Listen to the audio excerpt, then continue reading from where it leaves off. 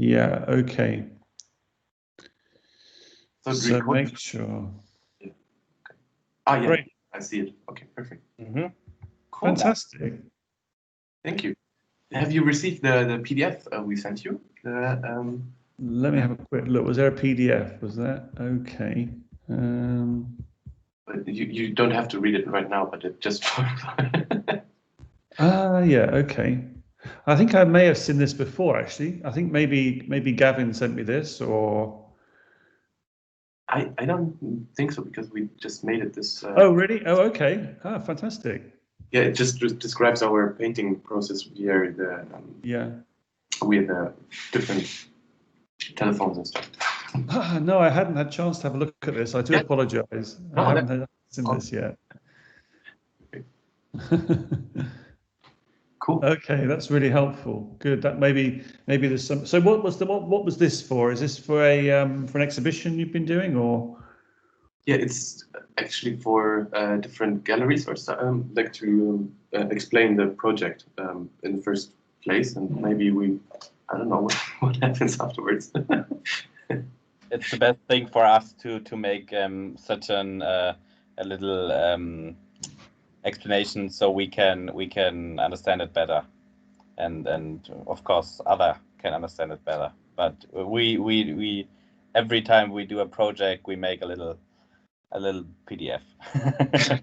Yeah, great. That's really good. Okay, this is really helpful. We translated with the DeepL, but I don't know if the English is very well on it, because we wrote it in German. So I'm not sure if there might be some English mistakes in there.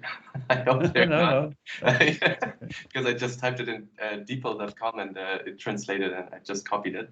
But I hope it's readable. If not, then we, of course, will change it. So is it okay that I can use some of this as well in the actual interview? If I can use some of this in the interview writing that I do? Totally, yeah. Oh, yeah. Okay, perfect. All right. Well, I'll use some. I may have a little browse through some of that, and maybe I can pick up some things there as well. And forgive me if I ask you some questions today that might be a repetition of what you've actually got in there. So you might find yourself repeating yourself, but that's not a problem if you don't mind. I mean, I think I'd like to try and keep today as succinct and as precise as we can, so it allows me to easily translate it and to transcribe it later, if that's possible. So I don't want to take up too much of your time, and I'm a bit pressed as well today. So what I'll do is I'll probably have just a few questions for you. Apologies if I've asked them already, but it may be just helpful just to sort of get you to sort of to talk more openly around the questions I'm going to pose to you today. How does that sound? Is that okay? Sounds perfect. Yeah, sure. Okay, so hopefully just half an hour we'll have, and we'll hopefully have just enough material there. So I'm wondering where to start. I mean, I don't want to. I guess one of the first questions I have for you, jumping straight into your work and the ideas around your work, I was thinking that it reminds me of almost like improvised jazz, like jazz musicians who play together, but they're not actually haven't prepared anything, but they communicate through their music together.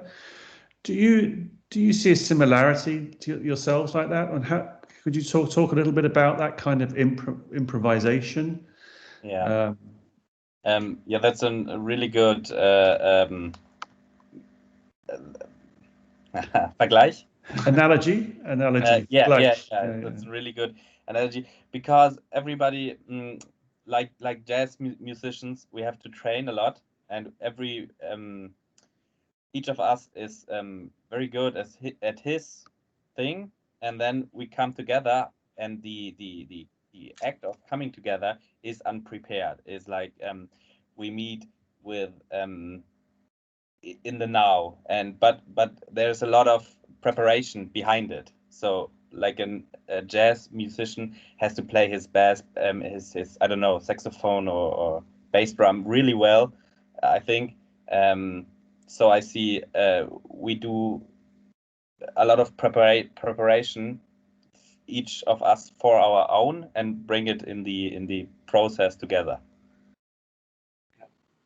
And we, when we were a little bit younger, we always said to ourselves that we kind of we always said the thing that we are like a band somehow, and it's that was the fun thing about it, because you're together, you're jamming somehow, and yeah, that's exactly what Hans said.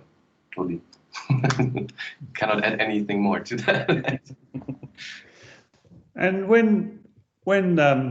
when jazz musicians or musicians improvise, they often use a kind of their sort of, they have a communication with each other. They might have facial expression or a kind of gesture or body language that they might use to sort of communicate to each other about the music they're playing. They can't necessarily speak because it would interrupt the sound.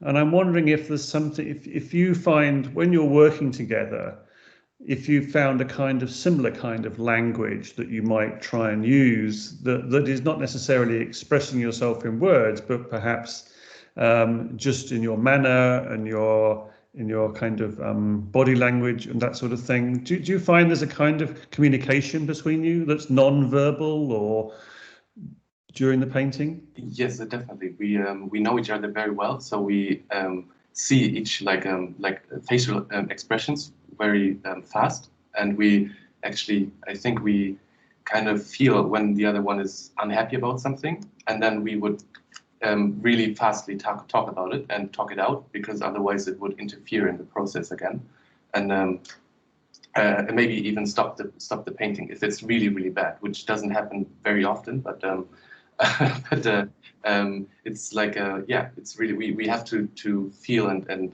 observe the other person, and yeah, we learn each other very well through that. Yeah, I think feelings are our communication during the painting process. It's like family between family members. You know the other person so well, you don't have to. I don't know. You don't have to. You see them coming through the door, and you know what's up. And that's and in the painting, we are going into a mindset where we are really open for the other person and the feelings of the other person, and because we are really concentrated on the painting thing, but yeah, and that's big. So I think that's the language, the communication is like you just have to feel it, and the other person will know it, like somehow, yeah. Great. I wonder if I might just jump to another completely different kind of question now, and we may have touched on this before, but could you just give me a little bit of an introduction as to how the two of you met and how you got together? Yeah, we met like after school on a party.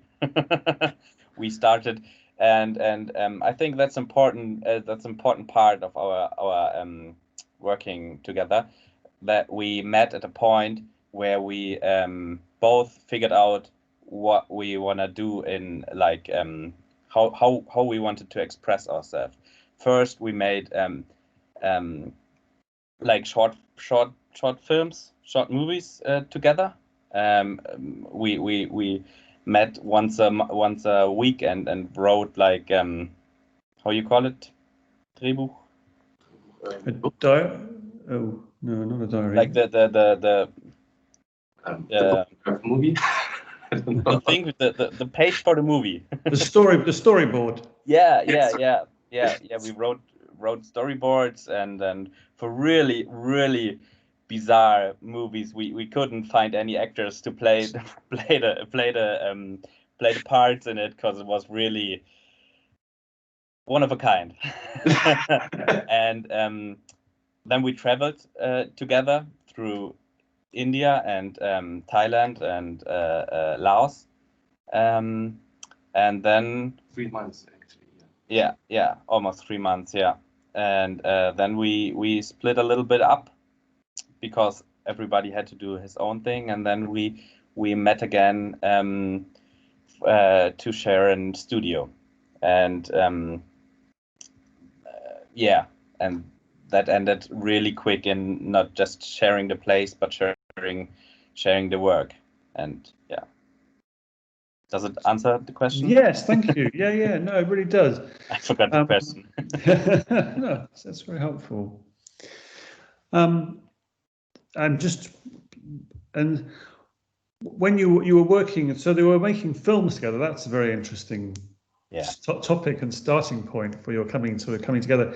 So was that before you both started painting, or how did you both discover painting together? Do you think, or? Well, I painted when I was a child. I started painting very early, and I also did like some painting classes. But then and I started like painting like stuff from the nature and that kind of stuff. And then I found out that photography is really easier for me to just take a picture of the nature or whatever, and than to paint it. And that's why we came together to make a film together, because Anselm was writing a lot, and I was taking pictures and had the camera and knew a lot about that stuff. And then when we came back together, we like after our movie experience, we finally got back to the painting. I think like that's my story. Yeah, Anselm, Yeah. I discovered painting like a year before I moved in the studio with Daniel, but through a friend of mine who had her own studio, and I had really no experience, nothing to do with painting at all.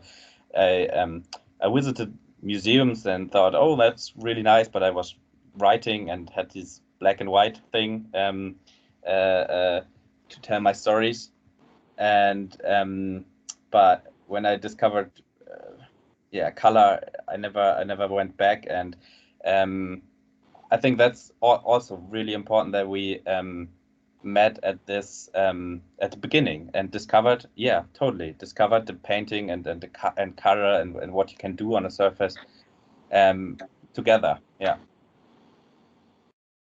So would I be right in thinking that in some ways, rather like the films or the intention of making films or writing storyboards and scripts, that painting is something that is far more temporal for you, more about time or narrative than about kind of surface, single image, as it were?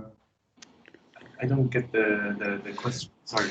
Do you think it's about how you see painting as a temporal practice, a kind of practice that is about some time, about duration, about process, or as a kind of, are you working towards a finished result, or is it the actual process within its creation that is for you interesting?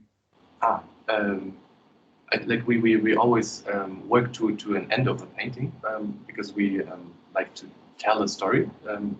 But I think it's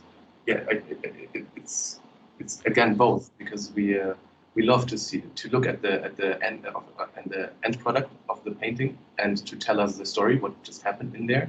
But the way to the story is also very, very crucial for our painting process. We love to tell different stories to each other with the paint and with the strokes and whatever happens there. If I quite understood the question. The question was open for interpretation, so that's fine. Okay. Yeah. What I have to add, I think that's especially for me,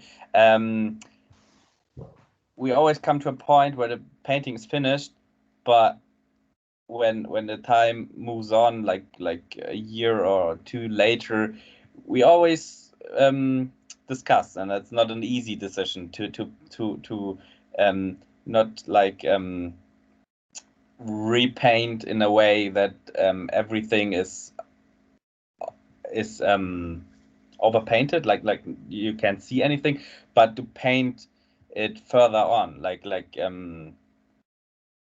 yeah, and that's a important, for me it's an important part of our process, that the process is never, we don't paint like we don't have the image in our head and painted the piece, and then it's there and tells a story that we have like in our head. Like life, it moves on, and sometimes it comes back, the painting, and we have to do it again or repaint it or add something, because we feel it.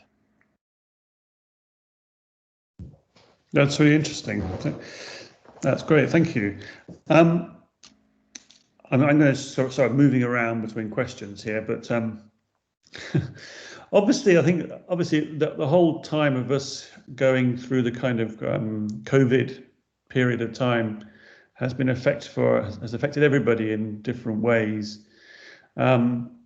Before COVID was a very different world, a different way of working, and now we live under very different situations, and it's very hard to know where things are going to go.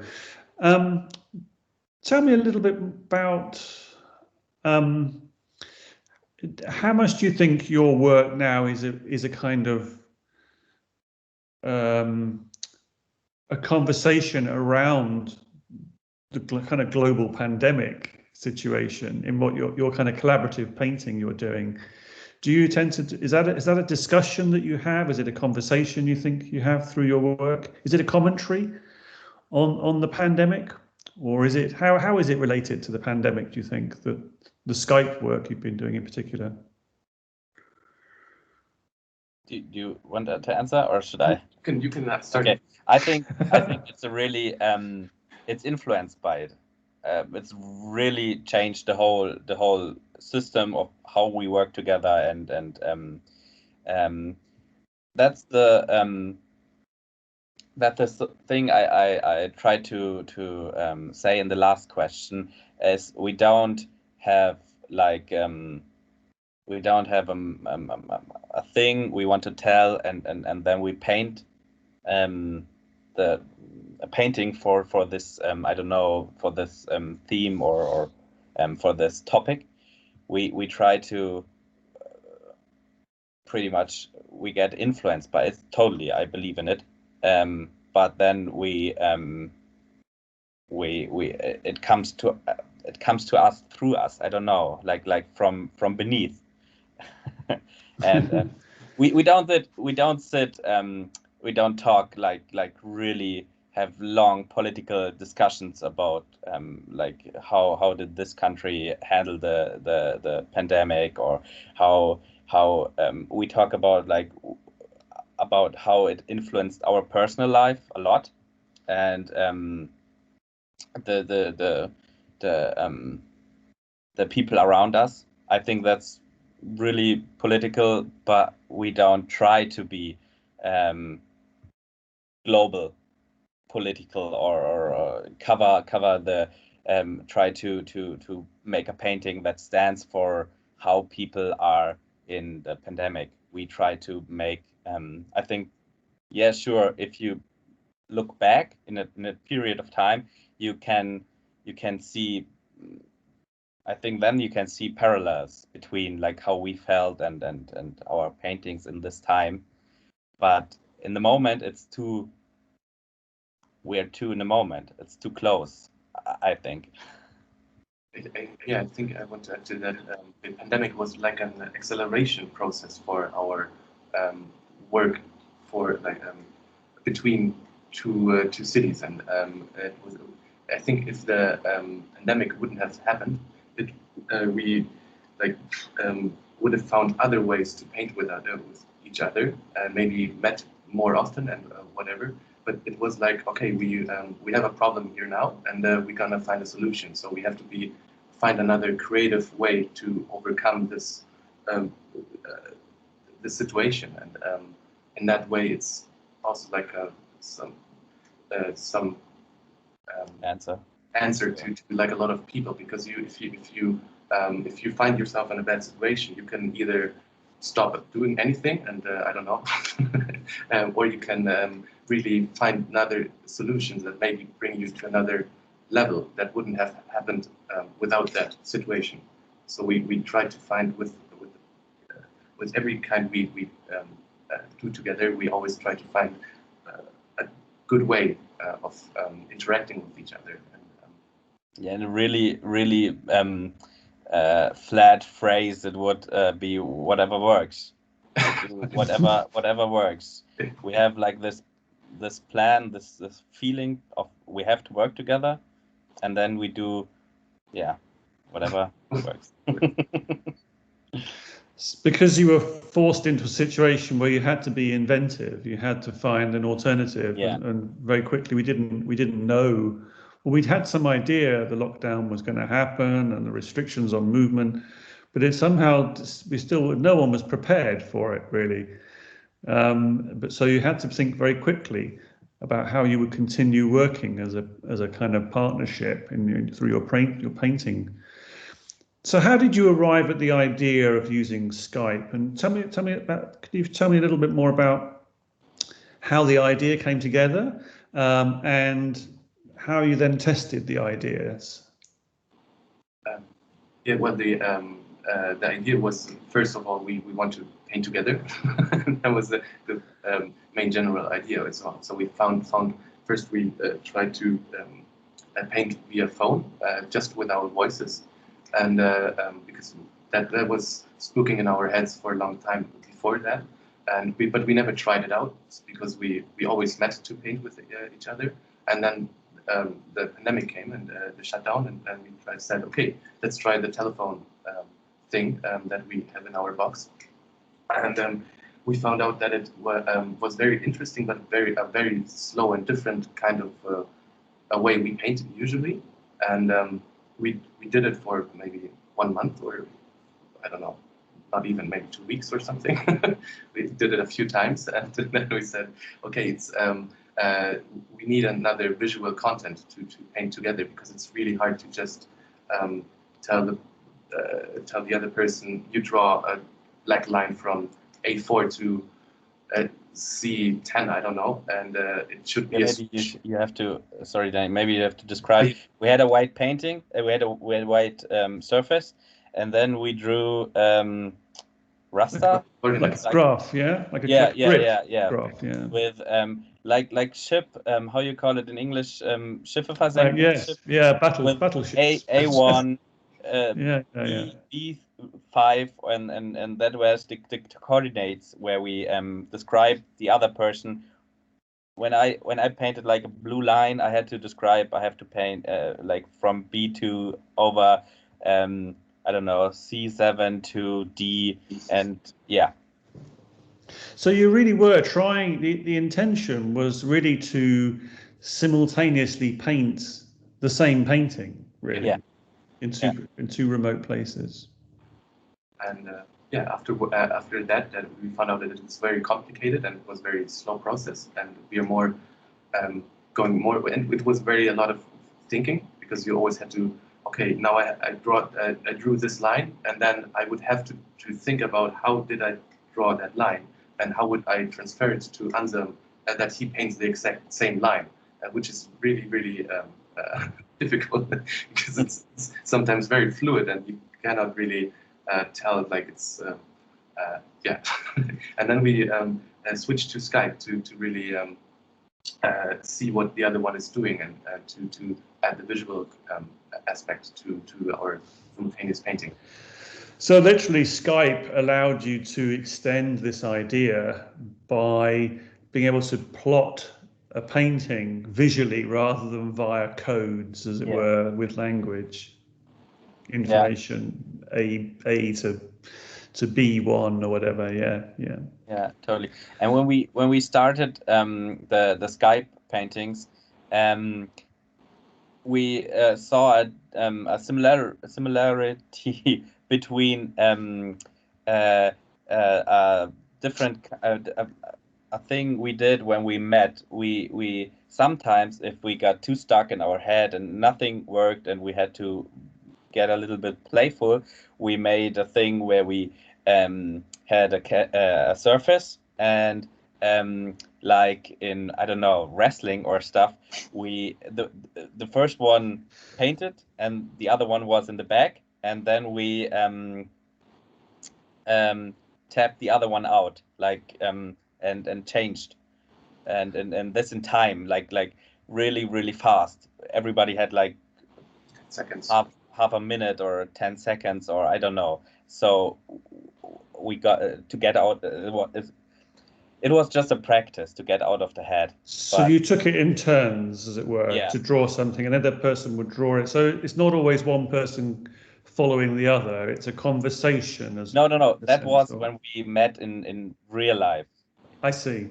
the last years, and that's a. Can you describe it, Daniel? I'm Sure. stuck in the words.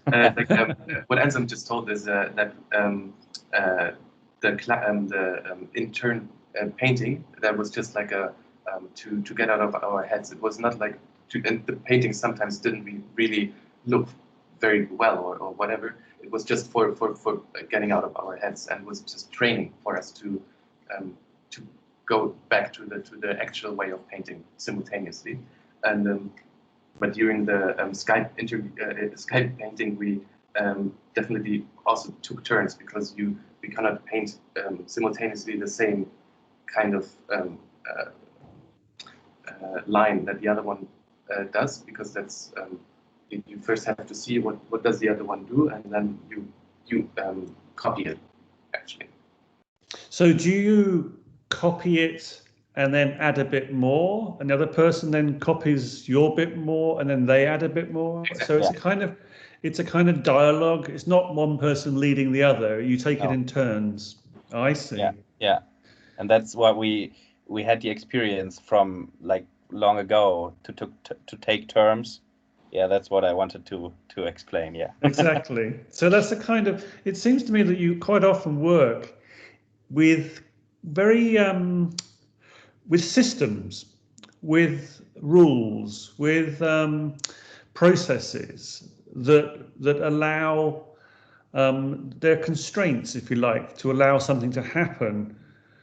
Is that correct? Would I be right in thinking that? Totally. Yeah, we often think that we only have one rule to not have rules, but when we talk about our process, I realize we often make a lot of rules only to get like stuck in the rules and to break out of it. Like Yes. we often make rules, and then really it really gets frustrating till we realize we are the ones who gave us these rules, and we have to break out of it. Like, yeah, it's a really ongoing wheel. So those moments of tension come when the rules get bent a little bit and changed, and they don't quite work, and then the uncertain thing happens, the unpredicted outcome, by pushing the system to its limits almost. Yeah. Do you think, I mean, that's really interesting from the point of view that I think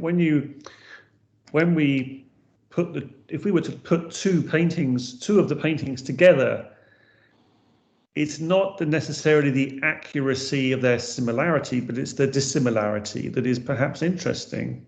Yeah. I did not get that. How it's not about, because you're doing the same, you're trying to copy each other and lead each other. So there's a sort of a system or a game where you do a bit, I do a bit, and you're negotiating this. But the end result, one would think if we played exactly to the system, we would have two identical pieces of work.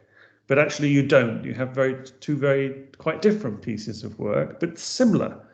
And it's their differences that are perhaps the most compelling and most telling about your work and your collaboration. It's everybody of us has his own kind of draw. What do you call that in English?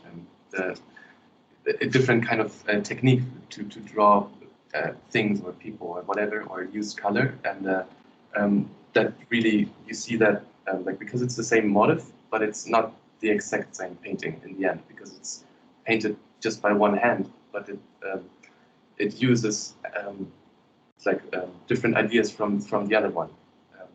Yeah, it's about sharing an idea, not to paint like together the perfect Mona Lisa or stuff. We don't want to and that's not how our thinking about our process works.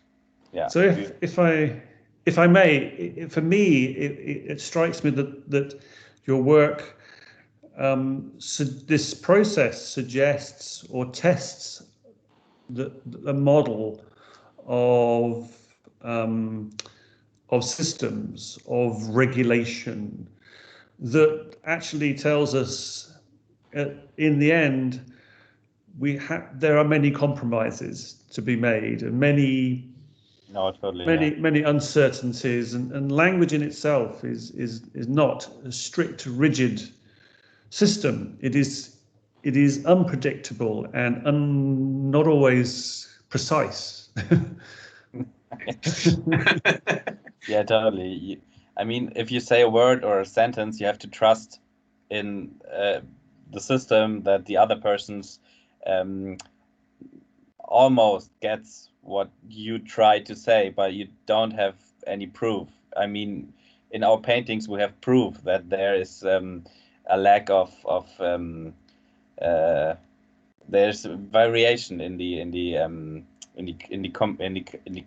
communication. And but in the spoken word, you have the same. Like yeah.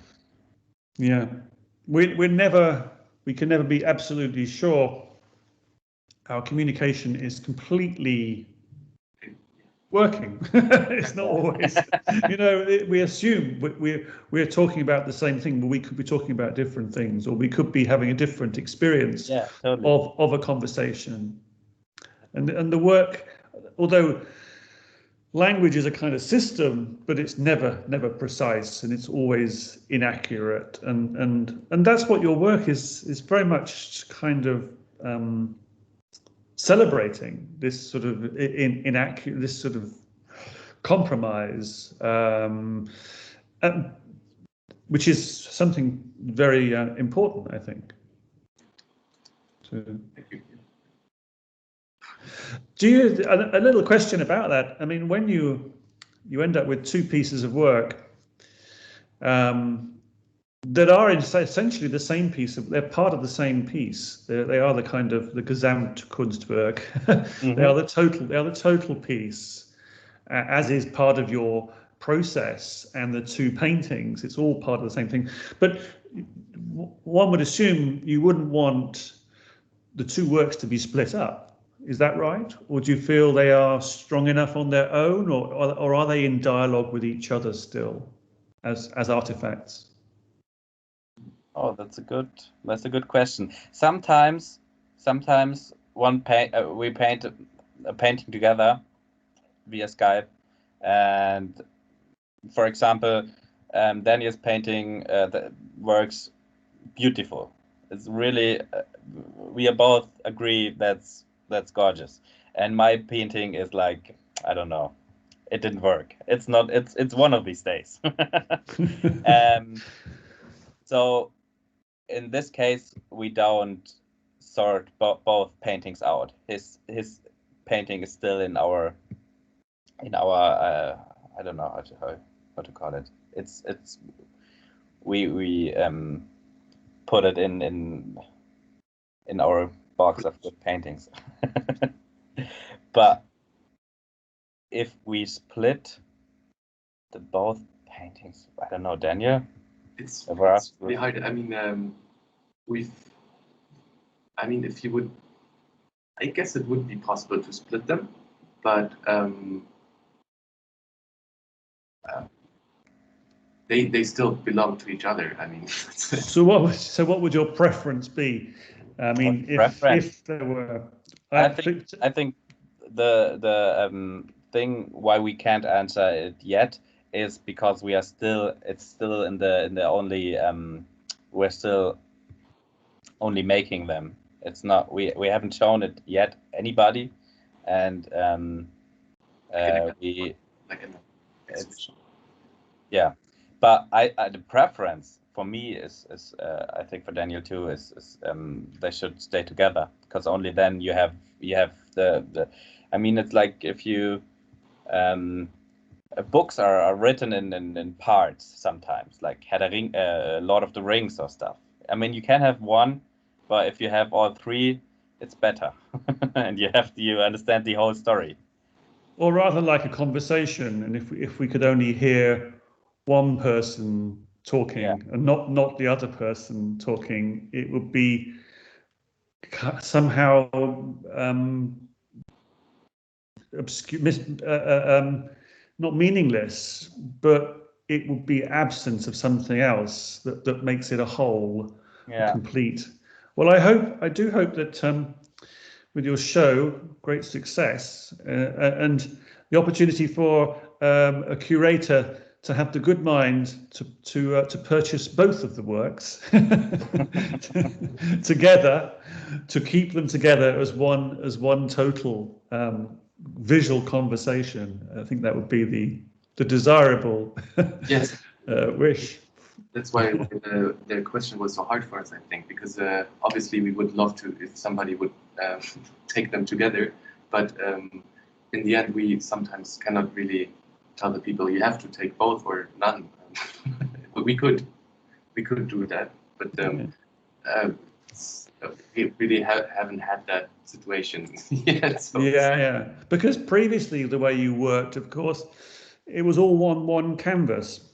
Yeah. So it was very hard to pull the two things apart. But now you're kind of making pieces that potentially could be dislocated and relocated elsewhere. And maybe that's an interesting tension of the technology as well, the sorts of things, and actually a product of the time we are in with COVID and our isolated conversations. It's a very in keeping outcome with the kind of current situation, I think. Yeah. I mean, there are lots of. There just another idea came into my mind that you probably could also make another picture of the other painting. If you just would buy one part of the painting, then you would get another, I don't know, print from the other one. So you would have one original, but the other one with it. But I don't know. That's just brainstorming. I don't think you have to solve it. I think you've you know, in a way you make it, and I think it's down to the way that the responsibility of the kind of art world to deal with these problems. You know, it's a little bit like erased de Kooning by Rauschenberg. Painting of the painting that was removed by another artist, and it's by both artists. So. Yeah, it's quite a shoe to fill. I think it's a very exciting place to be in terms of working, finding new ways of extracting conversations, visual stories, creations between you over a distance at a time when the world is all going into lockdown and isolating itself. Totally. But I think when first the lockdown came and what many, or I don't know many, but some galleries on Instagram made where like they talked a lot. They made like live videos and talked a lot, and I thought that it's interesting how this isolating and scary time is the time where galleries, like a really a thing for like only a small percentage of our how you call it, nicht education, sondern Gesellschaft. The society, yes. Yeah. Now suddenly opens up for like almost everybody who has internet and stuff like Instagram or I don't know, but it was like they lowered the bar to get in touch with them, like interact with them, ask questions, and Yeah, no, absolutely. I see us in the same we open more the process of making art and letting the people not only watch the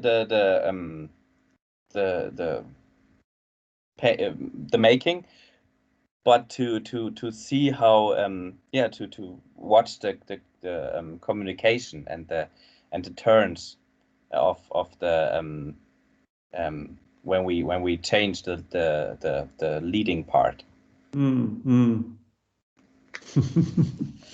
It's great. It's fine. I think what I'm going to do, Anselm, I'm going to, and Daniel, well, I think we'll call it a day there. I think I've got so much material now, and what I will have to work out is quite the best order to put the interview into, or the conversation, because the conversation is quite discursive and scoots around. So I'll try and find a nice linear narrative to it, a story around you from the interview.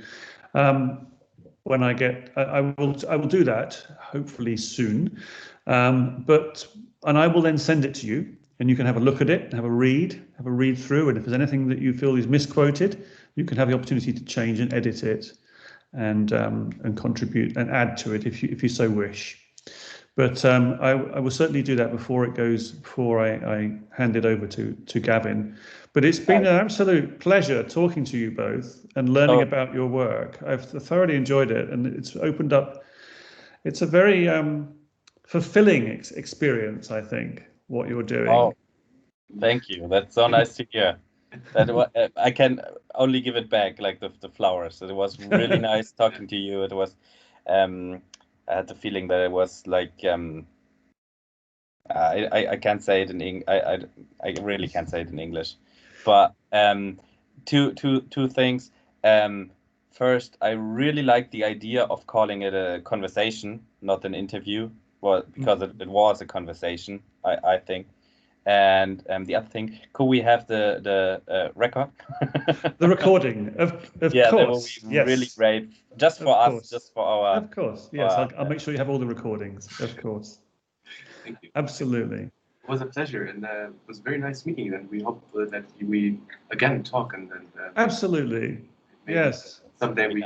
I should like to visit Germany again sometime soon. Yeah. Visit Berlin and visit Munich again. So. Totally. Yeah. It will happen. Okay. Good to talk to you both. Okay. I'll say. And have a very good day. And you. All right. Let me just switch off the recording now. Okay. So I think I've got the recording is done. Hang on. Oop.